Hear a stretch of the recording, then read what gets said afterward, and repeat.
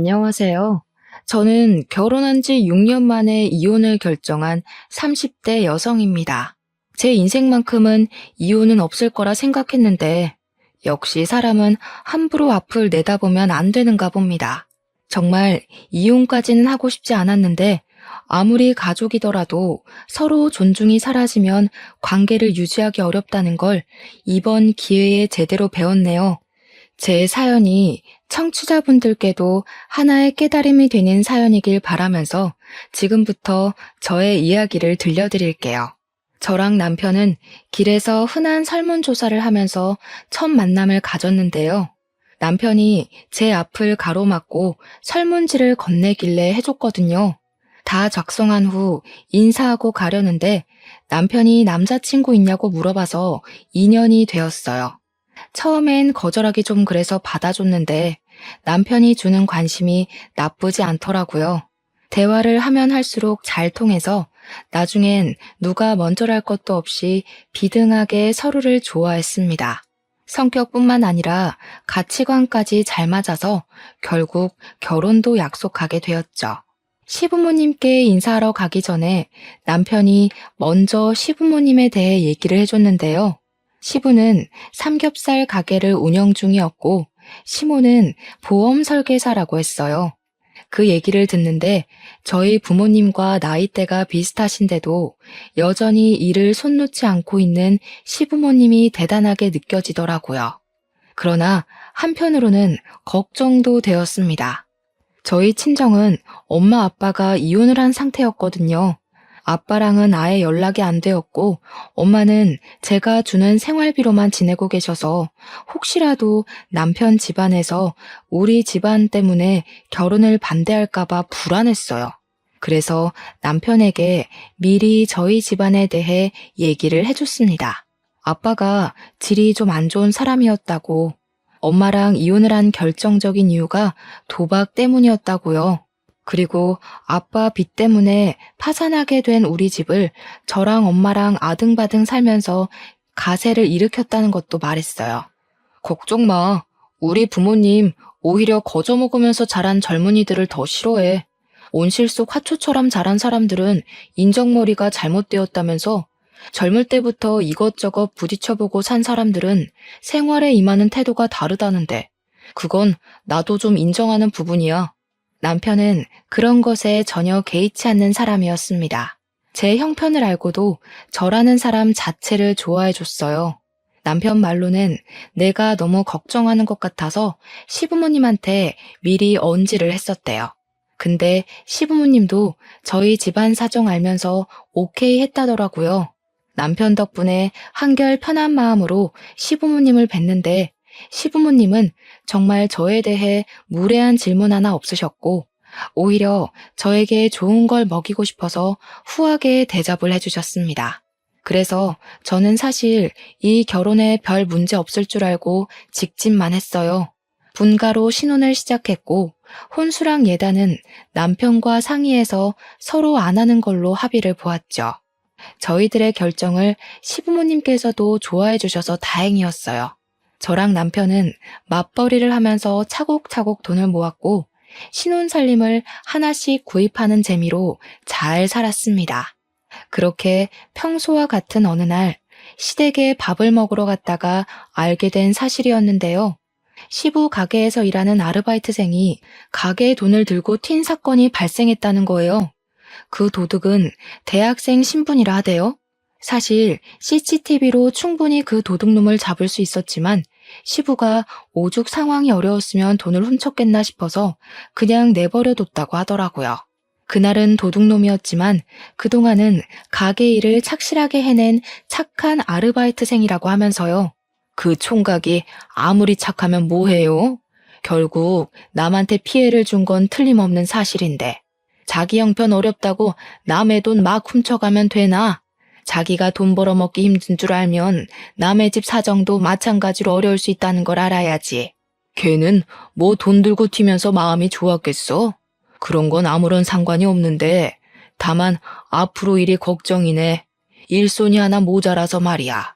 다른 아르바이트생 구하자니 오늘 같은 사고가 안 날 거란 보장도 없고 걱정이야. 그 소리를 듣고 저는 시부의 인품에 감탄을 했습니다. 저 같으면 당장 신고해서 혼쭐을 내줬을 것 같거든요. 여기까지 저는 분명 시부를 좋게 봤어요. 그 일로 인해 시부가 아르바이트생 구하기 힘들다고 고민을 하시길래 저 또한 시부의 걱정을 함께하며 요즘 세상 각박한 걸 대신 욕해드렸죠. 근데 그 상황에 갑자기 시모가 제게 황당한 제안을 하더라고요. 그 때문에 저는 더 이상 시부를 걱정해주지 못했고 오히려 시부모님을 향해 의심을 품었습니다. 내가 한 가지 괜찮은 방법이 있는데 세아가 그러지 말고 네가 일 그만두고 시애비 가게에서 일하는 거 어떠니? 우리가 월 200만 원은 챙겨줄 테니까 직원으로 들어와도 괜찮을 것 같은데 지금 하는 일은 팍팍할 거 아니냐. 가족이랑 같이 일하면 마음도 편하고 얼마나 좋아. 시모가 제게 이 말을 하자마자 뭔가 알겠더라고요. 시부모님은 아르바이트가 안 구해진다고 고민을 하셨지만 아르바이트를 구할 생각이 없으셨던 거예요. 신원 확실한 저를 설득시켜서 싼값에 일을 시키고 싶었던 거죠. 가족이랑 같이 일하면 마음이 편하다고요? 여러분이 생각하기에도 과연 그렇다고 보십니까? 친가족이랑 사업을 해도 싸우기 마련인데 시댁이랑 일을 하면 얼마나 말 못할 고충이 많겠어요. 모든 며느리가 멍청한 게 아니라면 시모가 선심 쓰듯 던진 제안이 얼마나 부당하고 수상쩍은 조건인지 느낄 수 있을 겁니다. 그리고 당시에 저 직장에서 세후로 300만 원가량 받고 있었어요. 돈을 더 준다고 해도 고민했을 텐데 200만 원이라뇨. 가족이란 이유로 200만 원 주면서 얼마나 사람을 굴려먹으려고 그러나 싶은 생각이 들었어요. 게다가 저는 제가 노력해서 쌓아온 커리어가 너무 좋고 제 청춘 바쳐 일군 직업이나 마찬가지인데 그걸 관두고 저한테 좋을 거 하나도 없는 삼겹살 가게 아르바이트를 하라고요? 아무리 생각해도 혹하는 구석이 없어서 저도 모르게 표정을 어색하게 만들어 버렸어요. 어머님, 저는 하는 일이 있는데요. 그리고 제가 사무직만 반평생 해왔던지라 가게 일머리는 없어요. 저보다는 빠릿빠릿한 학생들이 좋을 거예요. 일은 배우면 다 하게 돼 있는 거지 뭘. 식구가 곤란하다고 하면 돕고 그럴 줄도 알아야지. 우리 가게가 커지고 장사 잘 되면 결정적으로 너희한테 좋은 거잖아. 다 너희 물려줄 유산 될 건데. 안 그러니 아들? 저만 이 대화가 황당하다고 생각하는 건지 모르겠는데 남편은 시모가 묻는 말에도 그저 어깨만 으쓱이며 남일인 듯 방관만 했습니다. 그러다 제가 눈빛으로 무슨 말이라도 해보라고 쏘아대면 남편이 그제야 자기 생각을 툭 꺼냈는데요. 당신 어릴 때부터 굳은 일 많이 하고 자랐을 거 아니야. 식당 일도 곧잘 할 것 같은데? 그러지 말고 한 달이라도 해보고 결정하던가. 남편의 말에 상당한 충격을 받았습니다. 남편이 굳은 일을 언급하자마자 문득 지난 날이 떠올랐어요. 결혼을 허락받기 전 남편이 제게 그런 말을 했었다고 했잖아요. 온실 속 화초처럼 자란 젊은이들은 자기도 그렇고 시부모님이 별로 안 좋아한다고 말이죠. 그 말이 설마 시부 가게 일 도울 며느리를 찾기 위해 떠봤던 건가 싶더라고요. 그날 처음으로 남편한테 배신을 느꼈어요. 순간 그 식사 자리가 호랑이 굴처럼 위협적으로 느껴졌습니다. 결국 저는 아무도 편들어주는 사람 없이 혼자서 헤쳐나갔어요. 할 수 없이 최대한 시부모님의 마음이 안 상하게 죄송하다고 거절을 했어요. 정말 죄송합니다, 어머님. 아버님 가게 힘드신 거 이해하겠는데 제 일을 그만두고 그곳에 갈 수는 없어요. 저한테는 제 직업이 굉장히 소중한 거거든요. 앞으로 승진도 앞두고 있고 월급도 계속 오를 거라서요. 그리고 제 나이에 200만 원 받으면서 아르바이트만 하고 있으면 주변 사람들도 이 집 며느리 볼품 없다고 욕할걸요? 어머, 참나. 남말하는 걸 뭘 그리 신경 쓰니? 200만 원만 준다고 해서 그러는 거냐? 그럼 220만 원은 어떠니?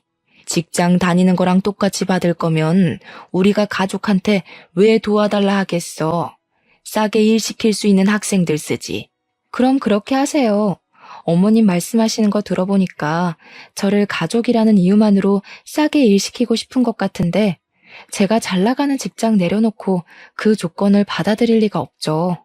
대화를 하다 보니 내몰렸다는 생각을 해서 그런가 저도 모르게 시모의 말을 좀 냉철하게 받아쳤다는 걸 알았어요. 그걸 알아챘을 때는 이미 시모가 제 태도에 화가 난 상태였죠. 제가 단호하게 거절하자 시모는 더 이상 말을 잇지 않고 식사 자리를 정리하셨습니다. 그 옆에서 시부도 한숨을 크게 내쉬더니 자리에서 일어났어요. 시모는 주방으로 가버리고 시부는 방으로 들어가 버리자 그제야 저는 말실수를 했다는 걸 자각했습니다. 그 와중에도 남편은 밥 먹기 바빠 보였어요. 시부가 남긴 밥까지 가져가선 혼자만 속 편하게 배를 채웠습니다. 저희 그만 간다고 하는데도 시부모님은 조심히 가라고 대답만 했지 나와보질 않으셨어요. 시부모님이 저 때문에 토라진 건 알겠는데 그렇다고 제가 하고 싶지 않은 일을 하겠다고 선심을 보일 순 없었어요. 제 모든 걸 포기하고 고기 불판 닦는 일을 하는 건 너무 손해가 크잖아요. 그리고 저는 이 상황을 그냥 방관한 걸로 모자라 저를 더 곤란하게 만들었던 남편에게 서운함을 느꼈습니다. 집으로 돌아가는 차 안에서 남편에게 한마디 했어요. 당신이 거기서 그런 소리를 하면 어떡해. 당신 때문에 그 상황에서 내가 더 죄인이 됐어. 내 입장에 서서 얘기해줬으면 좀 좋아? 당신이 생각해도 어머님 아버님이 너무 무리한 걸 요구한 것 같지 않았어? 무리할 게 뭐가 있어. 어차피 직장이란 건 언젠가 은퇴가 있기 마련인데 사업은 내가 죽기 전까지 평생 할 수 있는 거잖아. 엄마 아빠가 일 못하게 되면 그 사업 우리 물려준다는데 미래를 생각해서 부모님한테 잘 보여놓으면 좋지 뭘 그래. 그래서 당신도 내가 10년 넘게 쌓아온 커리어 포기하고 삼겹살집에서 아르바이트를 해야 된다는 거야? 나중에 우리가 그 가게 물려받을 거니까. 이유가 그거라면 어머님 아버님도 좀 너무하시네. 멀쩡한 아들 놔두고 왜 남의 집 자식한테 직장을 관두라고 한대? 너랑 내가 남이냐? 아무래도 부모님이 기성세대다 보니까 생각하는 게 옛날 방식이라서 어쩔 수 없지. 나는 부모님 살아계실 동안만이라도 아들 선호한 마음 존중해주고 싶어. 부모님한테 자식은 나밖에 없잖아. 당신이 이해해줬으면 좋겠는데. 옛날 방식으로 사는 사람이라고 이해 안 되는 상식을 밀어붙이는 건 제겐 납득이 안 되었습니다. 저 또한 저희 엄마에게 하나밖에 없는 자식이에요. 옛날 방식 고수하면서 아들은 한자리 하면서 커야 된다는 시부모님 사상에 손뼉 맞춰주고 싶은 생각 추호도 없었어요. 남편이 제게 서운함을 표현했지만 저야말로 저를 이해해 줄 줄 알았던 남편에게 배신을 당한 것 같아서 기분이 상했던 날이었네요. 어쨌든 제가 시부모님께 직접 안 된다고 거절을 했으니 새 아르바이트생을 구할 거라고 생각했습니다. 시간이 지나면 삐쳤던 시부모님의 마음도 가라앉을 거라고 생각했죠. 그런데 제가 너무 마음 편하게 좌시했던 거였어요. 그날이 있고 무려 4개월이 지났는데도 시댁을 방문할 때마다 시부모님은 저를 대면대면하였어요. 시모는 대놓고 제게 감정 상했다는 걸 차가운 말투로 표시했고 시부는 저한테 아예 말을 안 걸었습니다. 시모도 시모지만 시부가 원래 저를 딸처럼 많이 예뻐해 주셨던 분이거든요. 근데 아르바이트 거절했다고 저를 4개월째 투명인간 취급하시니 정말 난감하더라고요.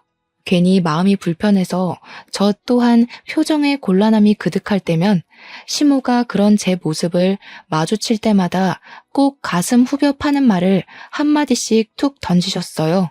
너도 참 독한 편인가 보구나. 가족일 좀 도와주면 될 걸 그게 그렇게 힘들어? 아니면 눈치가 없는 거냐? 우리가 이렇게까지 기분 상해 있으면 젊은 네가 먼저 다가와서 좀 져줄 수 있는 거 아니야? 우리랑 이렇게 지내는 거 불편하면 내 제안 다시 생각해보지 그러니. 네? 아직 아르바이트 안 구하신 거예요? 죄송하지만 어머님, 제 생각은 여전히 똑같아요. 어머님이랑 아버님이 백날 첫날 기다리고 여쭤보셔도 만족스러운 답을 못 드려요. 그러니까 아르바이트 구하세요. 너 보통 고집이 아니구나. 당분간 이 집 문턱 넘는 일 없도록 해라. 아무래도 내가 한동안은 네 꼴 보기 싫을 것 같다. 그래도 시부모님 기분 풀어주고자 일주일에 한 번은 시댁을 찾아왔었는데 그게 오히려 시부모님께 반감을 샀던 것 같았어요. 시부모님이 제가 먼저 아르바이트 하겠다고 말해주길 기다린 것 보면 저를 볼 때마다 그 생각만 하고 있었나 봅니다. 시간이 갈수록 시부모님이 주는 압박과 눈치는 점점 더 심해져서 저 결국 시모 말대로 시댁 가는 발걸음을 줄이게 되었고 어느 순간 저도 모르게 발길을 뚝 끊게 되었어요. 시댁과 화해를 하고 싶지만 당장은 제 얼굴을 보여주는 것이 그분들께 스트레스일 것 같아서 저도 조심했습니다.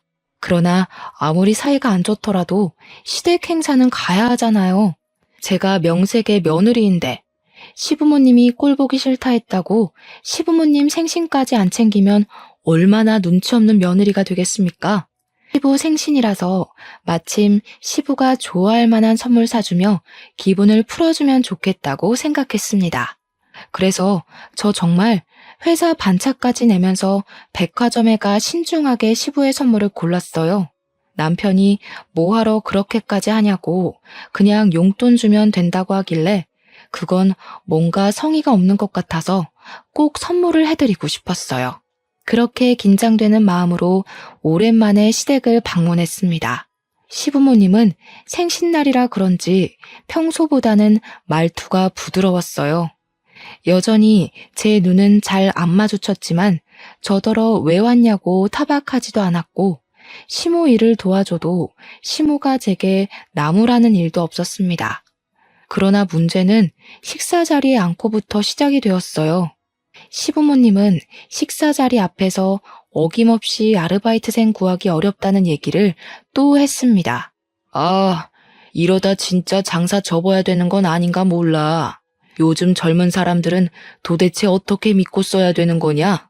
하도 금방금방 관둬서 사람 구하는 것도 힘들어 죽겠다. 계속 이러면 나도 짜증나서 더는 못해 먹어. 그래도 20년을 넘게 해왔는데 사람 안 구해진다고 그만두면 씁니까?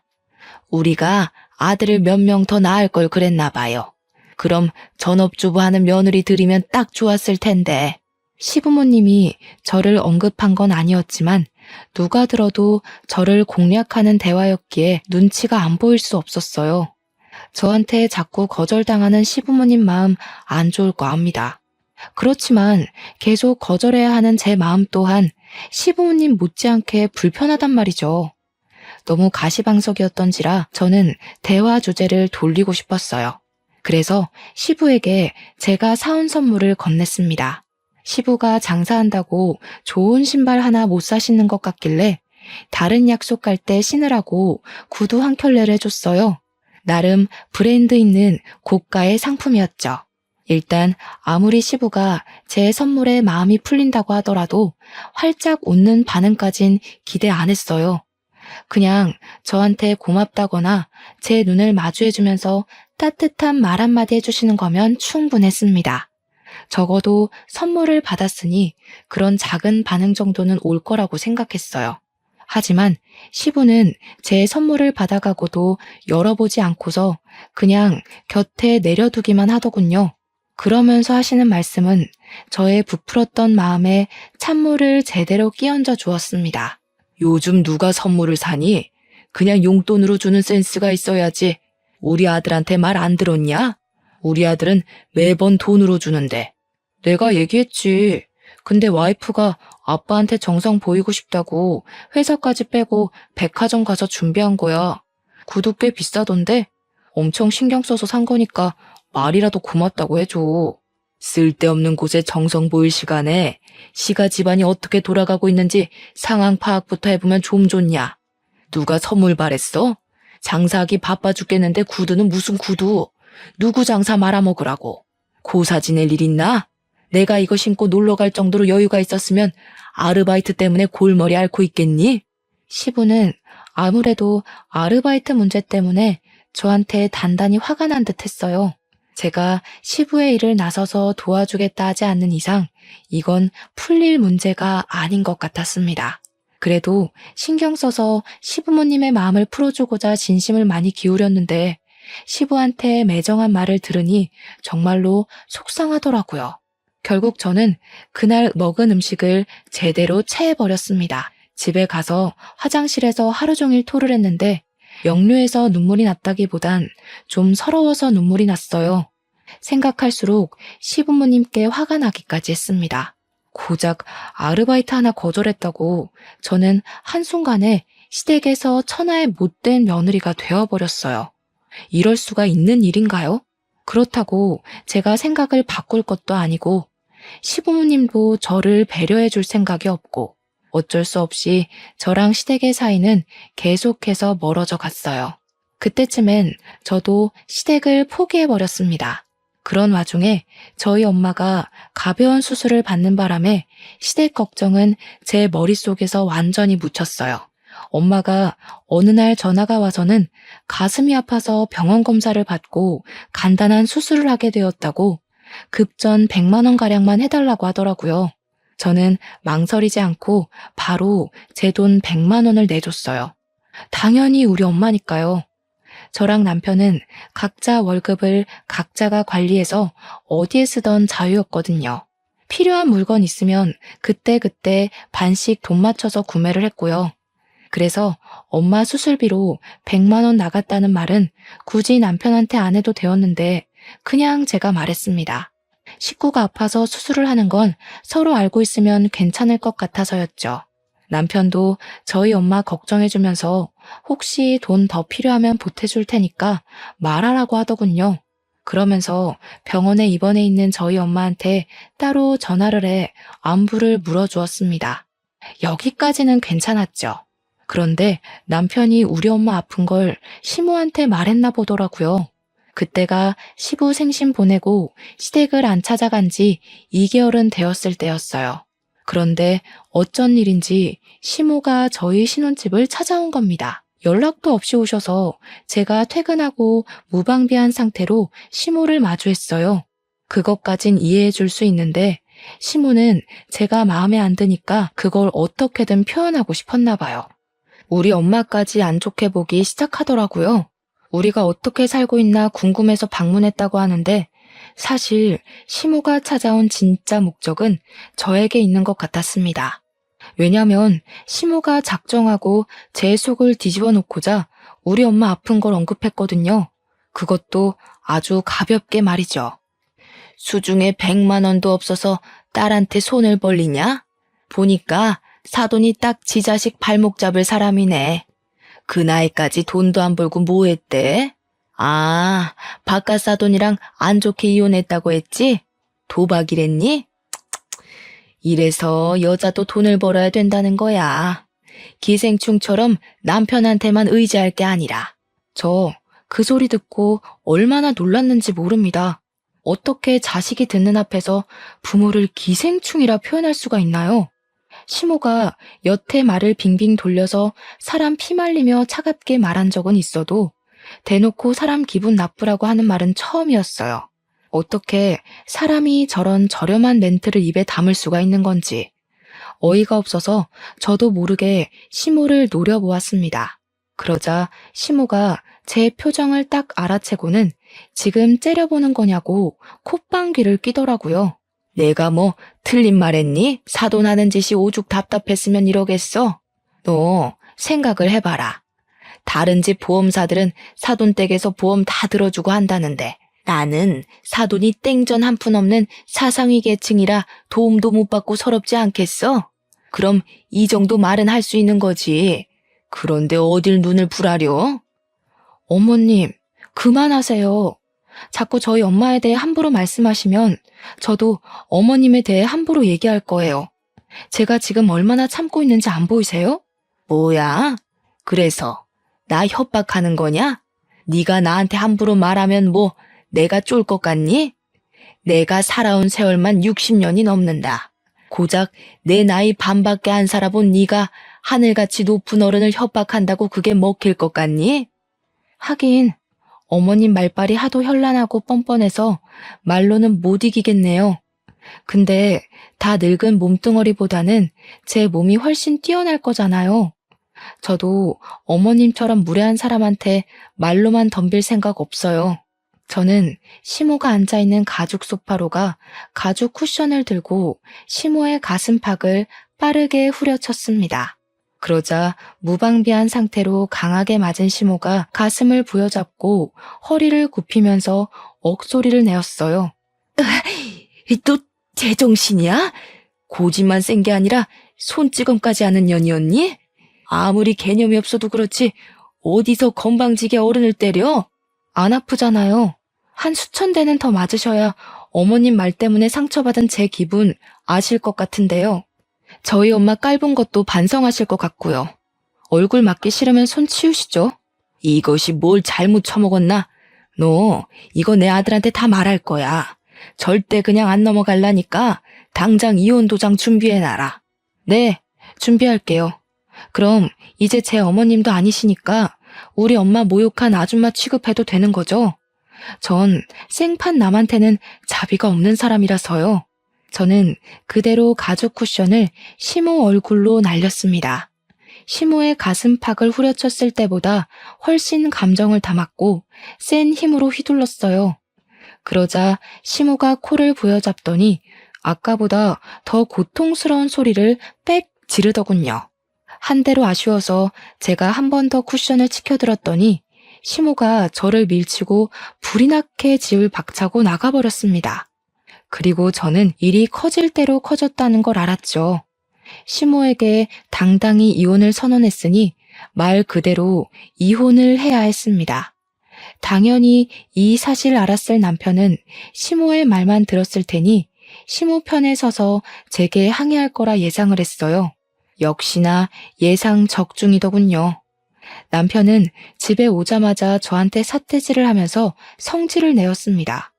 당신 우리 엄마 코피 터뜨렸다면서? 제정신이야? 어떻게 나이 많은 어른한테 손찌검을 할 수가 있어? 당신 그렇게 안 봤는데 예의라곤 말아먹은 사람이었어? 긴 말하지 말고 그냥 도장 찍자. 나도 우리 집 비렁뱅이라고 대놓고 비웃는 집이랑은 상종하기 싫어.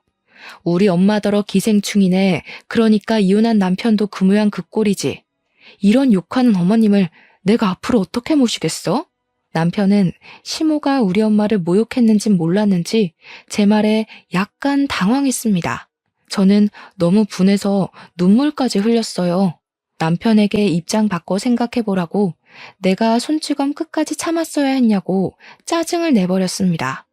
아무리 그래도 대화로 잘 풀면 되는 걸.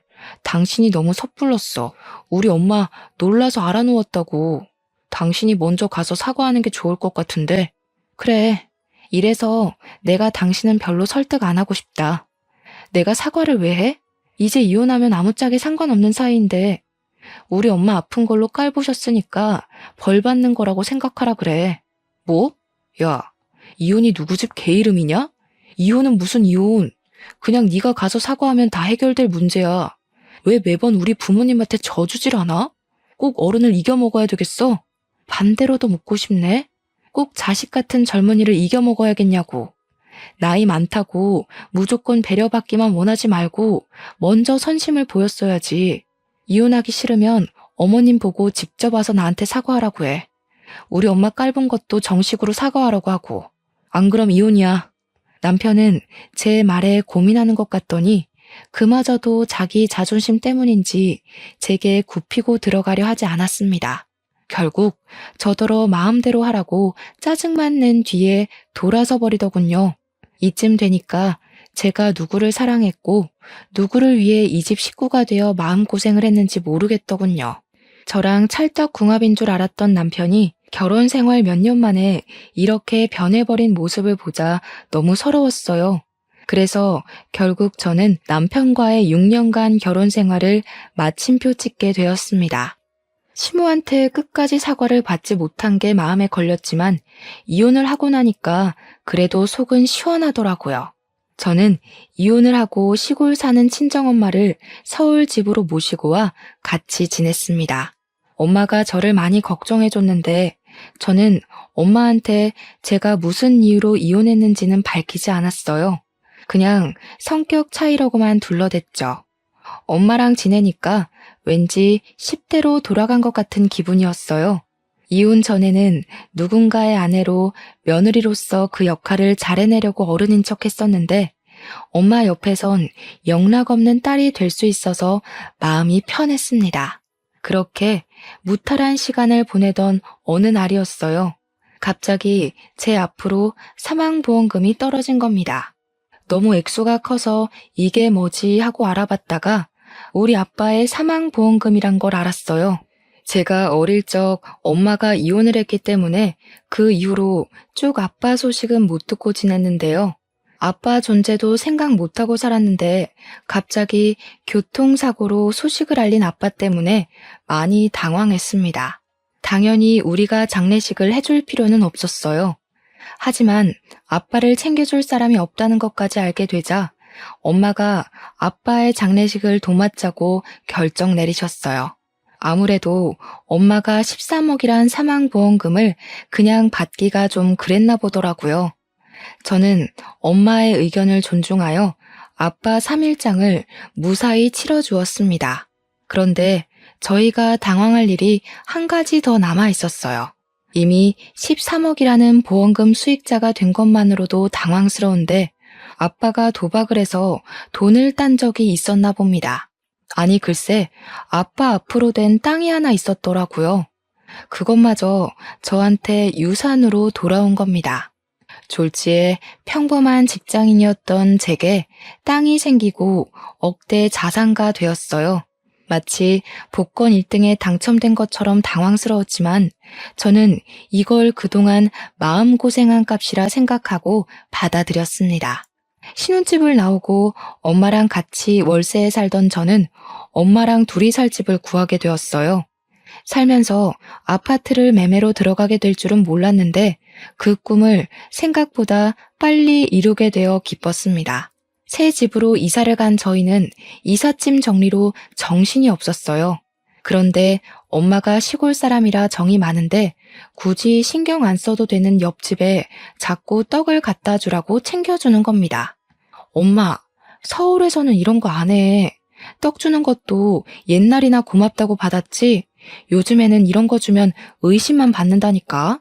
저는 2020년대에 떡을 갖다 주러 아파트 이웃집에 들르는 것이 민망해서 괜히 더 엄마한테 투덜거렸어요. 그러니 엄마가 세상 팍팍해진다고 덩달아 팍팍해지지 말라고 타박하더라고요. 저는 할 수 없이 떡을 들고 옆집 가서 초인종을 눌렀습니다. 그러자 웬 총각이 한 분 나왔는데요. 출근하는 길인지 가방을 챙겨 들고 있는 모습이었어요. 어리둥절해하는 총각에게 저는 쓸데없는 말 안 하고 바로 떡을 전해주었습니다. 혹시라도 안 좋은 기색을 보이면 어쩌나 걱정했는데 다행히도 총각이 엄청 고마워하더라고요. 예의상 고마워한 게 아니었어요. 고맙다는 말을 계속하면서 그걸 그 자리에서 입에 물더라니까요. 그리곤 그대로 손으로 들고 먹으면서 엘리베이터 타고 내려갔습니다. 그 뒤로 희한하게 그 총각이랑 자주 마주치게 되었어요. 떡을 주고받았으니 서로 안면은 이미 텄고 그러다 보니 가벼운 대화까지 많이 나누게 되었는데요. 신기하게도 그게 인연이 되어서 연락처를 주고받았지 뭡니까. 좀 친해지고 나서 보니까 남자 직업이 기자란 것도 알 수 있었어요.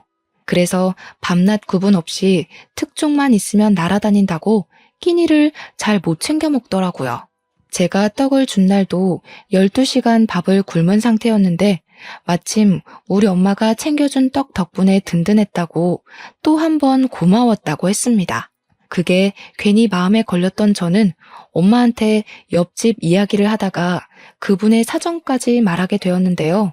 엄마가 집에 데려와서 밥 먹이자고 하대요. 그러려고 말한 것 아니었는데 솔직히 나쁘지 않은 제안 같아서 제가 그분께 엄마 말을 전달해 줬더니 사양 안 하고 바로 기뻐하는 거 있죠. 그때부터 그분은 정말 부지런히 저희 집 초인종을 눌렀습니다. 덕분에 집에서 심심하게만 했던 엄마는 옆집 총각 밥 해주는 재미로 살았어요. 본의 아니게 셋이서 겸상하는 날이 들어갔는데 그 정 때문인지 어느 날 기자분이 제게 마음이 있다고 고백을 했습니다. 그런데 저는 이혼녀잖아요. 저 또한 기자분에게 호감이 있었지만 이혼녀 꼬리표가 미안해서 그 감사한 마음을 받아주질 못했습니다. 근데요, 당황스럽게도 기자분이 제 이혼 사실을 알고 있더라고요. 알고도 제게 고백하는 거라고 엄청 당당하게 말하길래 어떻게 알고 있냐 했더니 엄마가 알려줬답니다. 저 몰래 총각한테 제 얘기를 많이 했나 보더라고요. 저랑 만나보라는 말까지 했다는 거 아니겠어요? 엄마 때문에 민망했지만 어쨌든 저는 그렇게 그 기자분이랑 사귀게 되었어요. 이혼을 하고 1년 만에 남자친구가 생긴 거죠. 남자친구가 생기고부터는 제 인생에서 암흑이나 다름없었던 결혼의 기억이 많이 묻혔어요. 그래서 남자친구와 함께하는 시간이 더 좋았죠.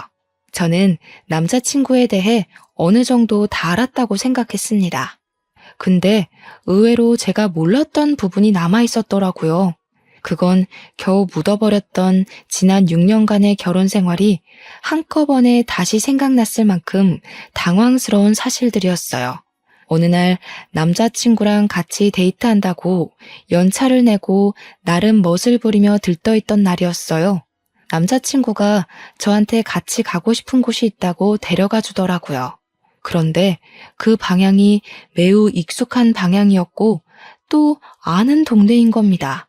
그때부터 제 눈이 아주 바쁘게 돌아갔어요. 설마 했는데 잊은 줄 알았던 시댁의 흔적이 있는 곳인 거 아니겠어요? 남자친구가 저를 데리고 간 동네는 바로 시부의 삼겹살 가게가 있는 곳이었습니다. 저는 남자친구한테 티를 내지도 못하고 눈치만 봤어요. 그리곤 우연히 전 시부의 삼겹살 가게 앞을 지나가게 되었을 때 그 내부를 슬쩍 엿봤습니다. 참 타이밍 좋게도 시부가 손님이랑 싸우고 있더라고요. 거짓말도 작작 쳐야지. 손님이 일부러 벌레 넣었는지 아닌지 내가 어떻게 알아요? 우리 매장에 CCTV도 없거든요. 그거 알고서 마음대로 벌레 넣은 거 아니야? 어머머, 말하는 것 좀 봐. 저 그렇게 한가한 사람 아니거든요. 사장이시면 빨리 환불이나 해달라고요. 환불 못 해줘요. 기분 나쁘면 인터넷에 올리든가 말든가. 분명 우리가 갖다 줄 땐 벌레 없었다고요. 나는 모르는 일입니다. 손님이랑 싸우고 있는 시부를 보면서 예나 지금이나 성질머리 참 여전하다는 생각을 했어요. 괜히 쳐다보다가 엮이고 싶지 않아서 남자친구를 일부러 덧끌며 다른 길로 가려고 했습니다. 그러나 마찬가지로 시부의 행실을 발견한 남자친구가 특종거리 같다면서 가게 입구 옆으로 몰래 숨어서 촬영하기 시작하더라고요. 너무 놀라서 남자친구한테 그러지 말라고 저지시켰지만 이미 늦어버린 후였어요. 시부가 아닌 시모한테 들키고 만 거죠. 시모는 제 남자친구를 향해 뭐 하는 놈이냐고 삿대질을 하다가 그 옆에 서 있는 저를 보고서 기겁하셨습니다. 어머 깜짝이야. 너 뭐야? 어디서 재수없게 또 얼굴을 비춰? 설마 뒤늦은 복수라도 하겠다는 거니? 시모의 돌발 행동에 남자친구랑 저랑 시모가 아는 사이라는 걸 눈치채버렸어요. 저한테 대놓고 묻길래 저도 굳이 숨길 필요 없어서 전 시모라고 얘기를 해주었습니다. 그러자 시모도 대강 우리 사이를 알아챈 것 같더라고요. 아이고, 그새 남자를 만났네. 거기도 조심하세요. 이 아가씨 땡전 한 푼 없는 사람이야. 만약 이 아가씨랑 결혼하잖아요? 그럼 총각이 이 아가씨 친정까지 다 먹여 살려야 돼. 정말 비렁뱅이라니깐. 피 보고 싶지 않으면 당장 헤어지는 게 좋을 거예요. 땡전 한 푼 없다고요? 처음 듣는 소린데요. 혹시 땡전 한 푼 없는 집안이라고 속으셨던 거 아니고요? 말도 마세요. 얘 엄마가 주머니에 100만 원도 없어서 딸내미 등에 빨대 꽂는 사람이라고. 내가 사돈까지 했던 사람인데 그것도 모를까 봐. 총각도 괜히 이 여자한테 봉변당하지 말고 가볍게 만나고 내다 버려요. 어른으로서 조언해주는 거니까 새겨듣고. 시모는 자기가 제 앞길을 완벽하게 방해했다고 생각하는 건지 저를 비웃고 있었습니다. 근데 안타깝게도 시모가 웃을 수 있는 기회는 딱 그까지였어요. 시모가 기억하고 있는 저희 집 형편은 다 옛날 일이 되어버렸는데 그런 줄도 모르고 한 방 먹였다고 웃고 있는 꼴이 참 보기 재밌었습니다. 저희 집이 이혼을 하고 그 사이에 많은 변화가 있었잖아요. 마치 시가가 제게 원흉이라도 되었던 건지 결혼을 하자마자 제가 부를 얻었어요. 원래 시골촌에 있던 저희 집 본가는 이제 20억짜리 고급 빌라가 되었을 정도입니다. 거기에 제 남자친구도 매매로 살고 있는 거예요. 무려 한 층에 2가구만 들어가 있는 보기 드문 빌라였죠. 제가 제 입으로 일일이 시모를 설득하면서 증명하려 했다면 입이 아팠을 겁니다.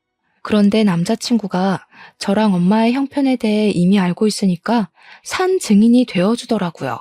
남자친구는 우리 집안 여유에 대해서 자기가 알고 있는 사실을 시모한테 전부 발설하였습니다. 이미 그것만으로 당황한 시모가 자존심 때문이라도 억지로 우리를 의심했는데요. 남자친구가 그 다음 뒤 있는 말엔 시모뿐만 아니라 저도 놀라움을 금치 못해서 입을 벌렸어요. 이런 사람들이 우리 아빠 건물에 장사하고 있는 줄은 몰랐네요. 재수가 없으려니까 어디서 이런 것들이 우리 아빠 건물에 들어차 있었지? 아빠한테 내쫓으라고 해야겠다. 안 그랬다간 건물값 떨어지겠네. 저도 전혀 몰랐던 사실인데 시부가 하는 가게 건물 주인이 남자친구 아빠라는 겁니다. 이건 전혀 생각지도 못했던 사실이라 좀 충격이었어요. 알고 보니 남자친구가 살고 있는 집도 남자친구 아빠가 해준 거라네요. 남자친구 아빠는 연 매출 1,000억을 쫓고 있는 중소브랜드 대표라고 합니다. 남자친구가 기자를 하고 있는 이유는 워낙 호기심이 많고 여기저기 쏘다니는 거 좋아해서 선택한 일이라고 했어요. 저는 남자친구가 기자로 열심히 일해서 번듯하게 자수성가해 20억 아파트를 매매한 줄 알았거든요. 말로만 듣던 금수저, 아니 다이아 수저일 거라곤 상상도 못했습니다. 남자친구 재력에 당황해서 잠깐 잊고 있었던 시모를 슬쩍 봤더니 시모 또한 아차 싶었는지 얼굴까지 벌개져 있었어요. 남자친구가 태연하게 휴대폰으로 시부 가게를 찍기 시작하자 시모가 그제야 남자친구에게 살살 기기 시작했는데요. 저는 보란듯이 시모를 깔봐주었습니다. 어쩌나? 그놈의 입방정 때문에 남편이랑 아들 발목 잡게 생기셨네요. 그러게, 평소 좋은 마음 먹고 살았다면 얼마나 좋아요? 속내가 썩어 문드러졌으니까 얼굴에 죽음도 자글자글 하잖아요. 그새 더 늙으셨네. 그런 얼굴로 보험 팔면 사람들 다 도망가요. 그 사람이 우리 엄마를 깔봤던 것처럼 언젠가 한 번은 저도 그 사람을 깔보는 날이 왔으면도 싶었는데 그게 그날이 될 줄은 몰랐습니다. 저는 시모를 잔뜩 조롱해주고 남자친구와 함께 자리를 떴어요. 남자친구는 진짜 그 사람들을 자기 아빠한테 말해서 내쫓았다고 하더라고요. 그러면서 저더러 그 사람들이랑 한 식구 하느라 힘들었겠다고 위로를 해주는 거 있죠. 자기는 잠깐만 말 섞었는데도 내쫓고 싶을 만큼 숨이 막혔다면서 말이죠. 그 뒤로는 그 사람들 소식을 굳이 안 찾아봐서 모르겠는데 아마 비제에 전전하고 있지 않을까 싶어요. 저는 만나고 있는 남자친구와 결혼 전제로 만나는 건 아니에요. 좀 잘 맞고 잘 통한다고 해서 덜컥 결혼을 결심하는 건 어리석은 행동이란 걸 알아버렸거든요.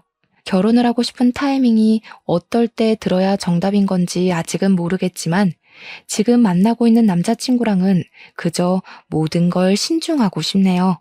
아무튼 이혼을 고민하고 계신 분들이나 한 번 정도는 이혼을 마음에 품어봤던 여러분들도 여러분들에게 가장 최선인 해답을 향해 나아갈 수 있었으면 좋겠습니다. 늘 행복하시고 소중한 시간 내어 관심 있게 들어주신 것도 감사합니다.